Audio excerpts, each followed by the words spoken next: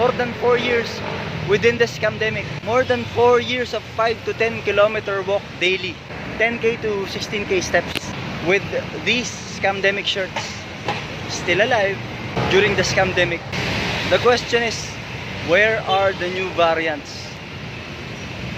Nasaan po ang mga bagong variants? Di po ba?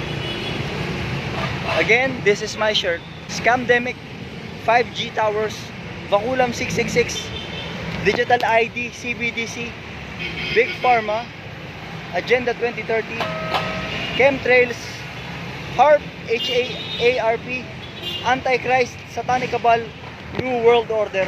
At the bottom is www.stopworldcontrol.com. Again, at the bottom is www.stopworldcontrol.com. I'm here na sa tapat po ng Liwasang Bonifacio, sa gilid ng Liwasang Bonifacio. Sa may po, tapat ng City Hall.